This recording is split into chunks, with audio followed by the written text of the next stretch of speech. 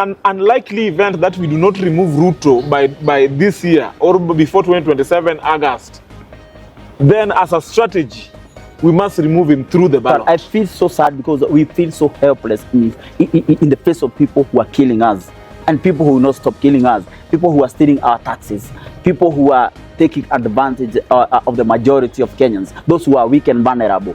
That is why we need power to remove these people from power. Do you have a personal grudge with Ruto? No. There is nothing personal. There is nothing personal between me, Ochieng Alam, fuel and William commodity in this country has been high even before the war. Only that during this war it has been ridiculously increased. The level of taxation of fuel products in this country is so high, and it brings burden to the common mwananchi.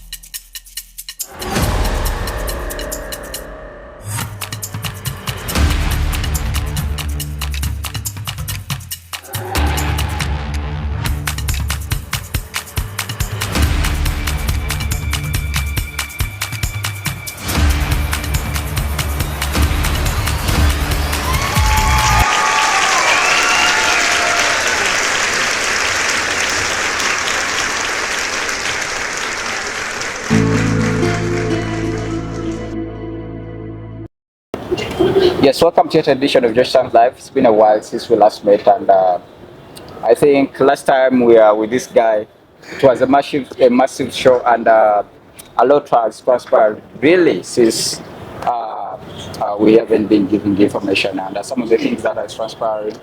Last week we saw that Trump had faced an attempt at assassination by one guy called Thomas, a 31-year guy, and we're still seeing that FBI and other agencies are trying to collect all of this.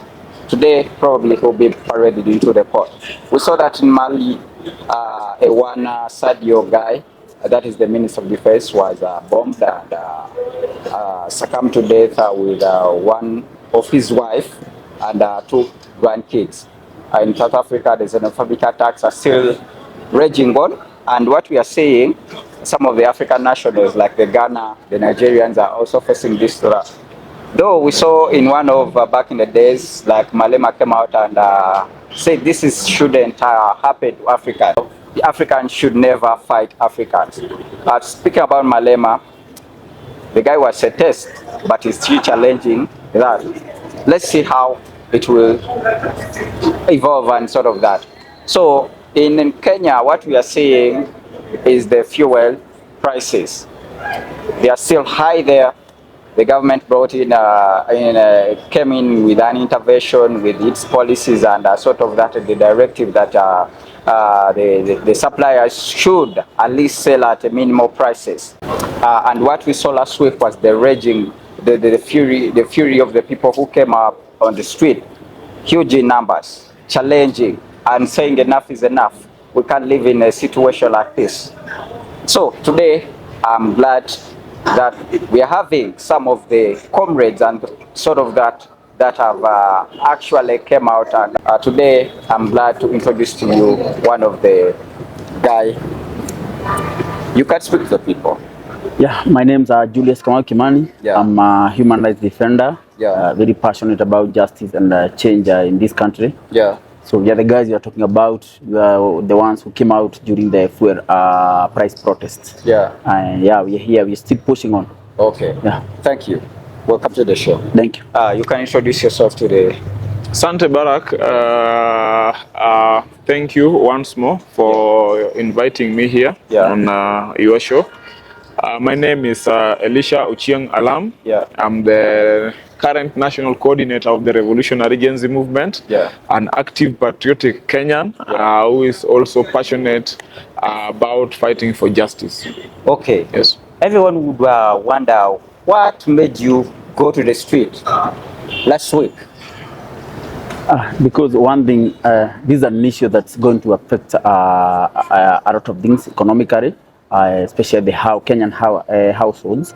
and majority will be affected. Kenyans are already struggling economically, and so this will cause more suffering to the people because fuel, when the price of fuel goes up, it affects almost every other commodity, and so that is why we are saying the fuel must go down. And also we have seen the issue of cartels coming in, this is why we must fight these cartels that are taking advantage of the Kenyans at large. And so we cannot allow those people, those capitalists, people who profit from the suffering of the people, to continue taking advantage of the people. Mr. Alan, yes. Someone would wonder, it's always you and your group coming to the street. Yes. Are you not appreciating the democracy? It is because of the democracy that we are able to come to the street. Because Ruto has his opinion as the head of state. Yeah. We have our opinion. So that one gives us the mandate of coming to the street whenever we feel like we are in contrary opinions. We are in we are having different opinions. So someone would say you have an alternative to go and for talks, right, to the government or the officials. Yes. Why don't you use that method? Yes, there are so many ways of pushing the government.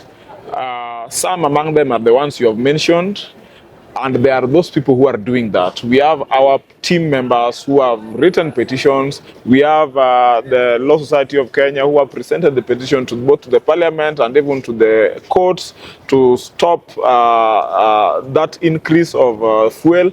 But even as that one is going on, we cannot sit back and wait for all that process. We must also show the government that we as the Kenyan people are not in agreement with whatever is going on there. So, Mr. Julius, yes, we normally see you every time. You are with a poster showing that Africans should and poverty. Yes. Can you tell the people why always you? Why always you? Yeah, it's because I feel so much in my heart because I have come to realize that as someone said, the more things change, the more they remain the same. There's something that happened in 1963, actually a very bad betrayal that happened. And what we were given is not a freedom, but what they gave us was flag independence. In fact, my message has been that colonialism never really ended. And that is why I've been pushing the people to talk about poverty, because poverty is modern day slavery. You see, so these are the issues we should be talking about, but politicians do not want us to talk about this. In fact, the politics of Kenya has never been about the issues of the people, and this is what we are pushing, the issues of the people. This will make the politics of today to become irrelevant, and it will expose the hypocrisy of the people that we call leaders today here in this country. Someone would assume that you want to take power so that you can change. Of course, let me say that there's nothing that you can do without power. We cannot get any change without power. And it's so sad. I feel so sad because we feel so helpless in the face of people who are killing us, and people who will not stop killing us, people who are stealing our taxes, people who are taking advantage of the majority of Kenyans, those who are weak and vulnerable. That is why we need power to remove these people from power. But all this time we have been, what we've seen is a power that is used to subjugate the people. But I think there's something called good power that people have refused to explore and bring into life. There are some good guys in Ruto's government and who has been building and working together to uplift people's lives, like the Nyoros and sort of that. Someone asked, why don't you join and give them your reviews about their works and sort of that, and at least instead of protesting every time? I think I'm very much open to joining anyone who really want to change this country. But to tell us that there's some good coming out of this government, but people are dying every day, because we are seeing violence every day, I don't think this will. These people understand the velocity of what we are facing, because we are facing not Ruto alone, because Ruto is not working around to destroy this country. We are facing a system called Rutoism. A system, a mindset of the people that enabled Ruto to become the president of Kenya. That's the mindset that we must change. Mr. Alan, Mr. Bodo is saying anataka power. Are you willing to join one of those subterfuges that branching off Ruto, branching off for Boru, that is Sifuna and Babu, because we are seeing that they are transversing around the country, so to gather support. Yeah, because I think they are on the same agenda as you are. They are not on the same agenda as we are. Our agenda is to change the system that has for long been very oppressive to the Kenyan people. Their agenda is they are fighting for a space within the ODM party. So for us, we do not want to join people who are fighting for a space in the ODM party. When they will come out and start fighting for the Kenyan people, that one we can collaborate and work towards that. But for now, we cannot join them because all their fights, even yesterday they were having a rally, whatever they were saying there was trying to take control of the ODM party. So we have no business but helping them. You need numbers. We really need numbers, and there are millions and millions of Kenyans who are willing to join our cadres. That does not mean that we should join hands with other politicians to advance their agenda of fighting for a space in the ODM party. Or you are also among these people who are saying there are allegations that Uhuru Kenyatta is supporting Sifuna, so that the Kikuyus could also be near the Ruto's government. Are you in fear of that, or you're just skeptic about your plans? No. I'm neither. Just like I said, their fight does not align with ours. They are fighting for their space in ODM party. We are fighting to liberate this country. So until the moment they will start fighting for the Kenyan people and the true independence that we have been advocating for that we can now start talking. But for now, let them do their struggles of ODM. Are you going to cast a vote?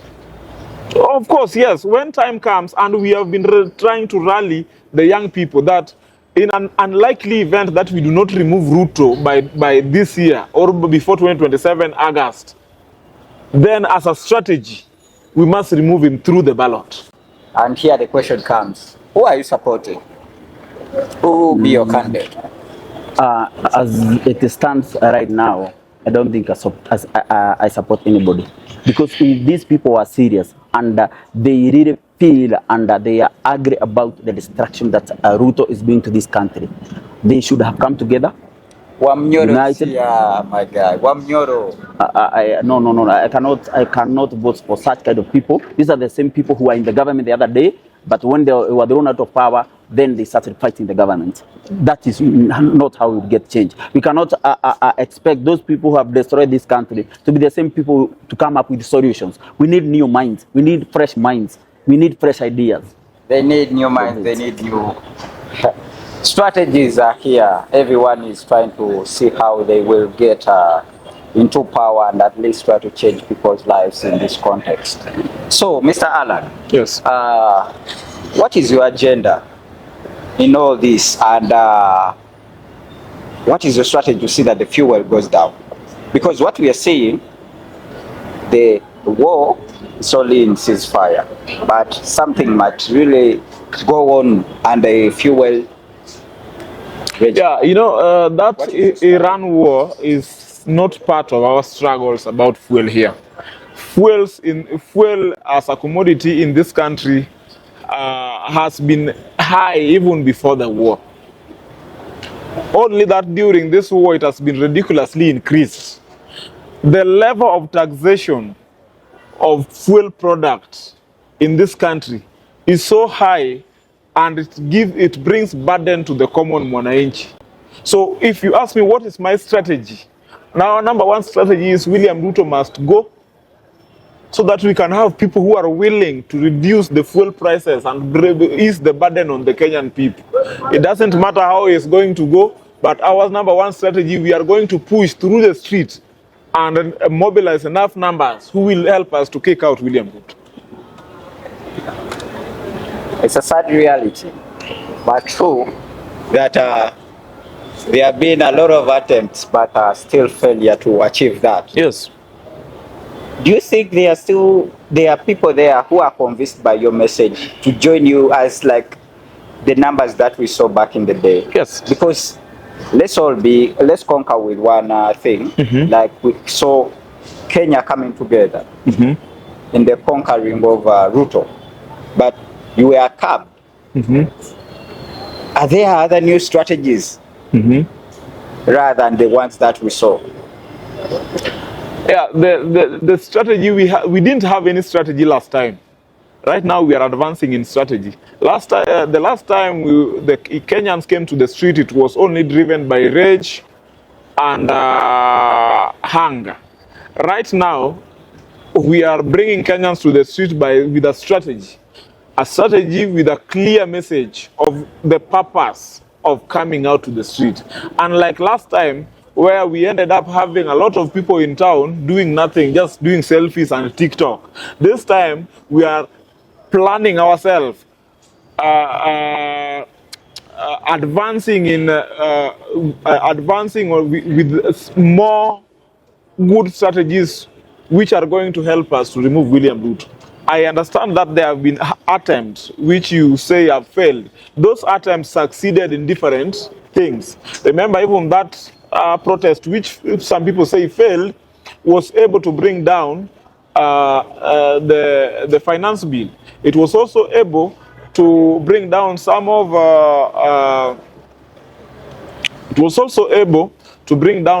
the cabinet secretaries. So, in as much as it may appear that it failed, but to us, it succeeded. So, going forward, we are advancing in ways to attack the government, and this time we are not going to fail. We are surely going to succeed. Someone would ask, do you have a personal grudge with Ruto? No. There is nothing personal. There is nothing personal between me, Ochieng Alam, and William Ruto. He doesn't know me. I know him through the TV and the news. The only problem I have with William Ruto is theft of public resources. It's advancing the criminal regime, the agendas of criminal regimes of the Europeans. That is the problem I have with William Ruto. You know the fiscal policy of Ruto, the better. What do you have to talk about it in this whole saga that we are facing?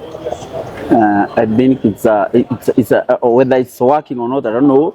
But I may say whether it's good or not, it's a drop in the ocean because of the so many scandals that are happening around us. You've seen things like SHA, which has become a scam, and people are suffering because this thing is not working. It's being controlled by people who are corrupt. Don't you wish your nation to be debt-free? Because it's trying to actually decrease the debt and sort of that, restructuring our economy. Yeah, it's okay with that. We all want that. But I think the people who brought us here are the people who are trying to become solution makers. And that's the problem we have.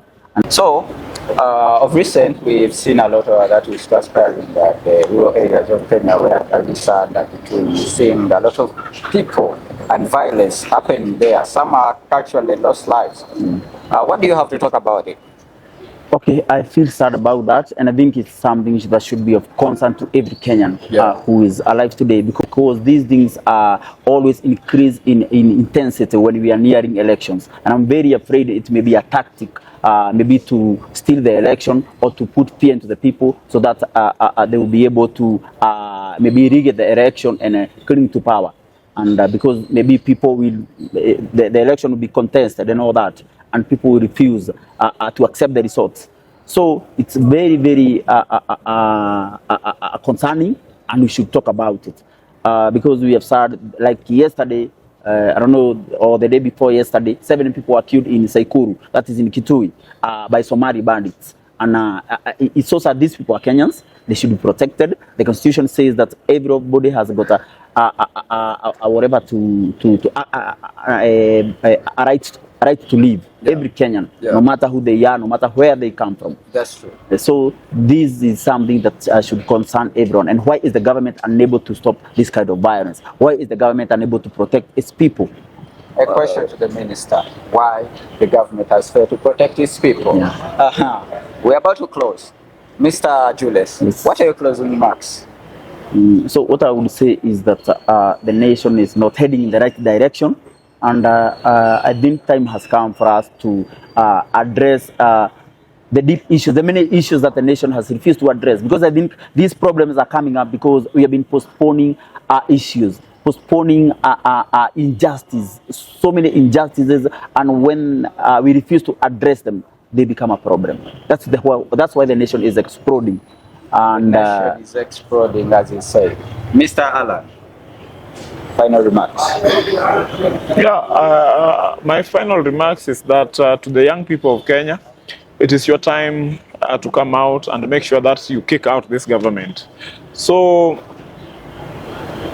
whenever you see us demonstrating and you end up seeing some headlines saying only 9 people came out to demonstrate while so many Kenyans came out to demonstrate, know that this is a strategy that William Ruto is going to use even in 2027. So it is upon you to decide whether you want to fight now or fight in 2027. But either way, you are going to fight. To you all, and both of you, starting from you, you should look for these other candidates. What do you think? Look for these other candidates, the Matiang'i, the Kaloza, the other guys, so that they can bring you power. No. We are not interested in taking power. We are interested that Kenya should be ruled as per the rule of law. That should be the big. Some of us are not politicians. We came to this space because we were unhappy with how things were being run. Some of us are just like farmers. Some of us are businessmen. We want to do our things. We want to do things without being intimidated. Of course, yes. But now the environment that we have been brought into, it has forced us to come out and fight. Yes. And so, as he has said, we have the best constitution in Kenya. As they say, as the experts say, but this constitution is not being followed. There's no will to implement the constitution. So it remains just a piece of paper. Because you can't tell me those people who are hungry, those people who are being killed by bandits, I can talk about the constitution. It is not protecting them. There's no will for leaders to actually uphold the constitutional rights of the people.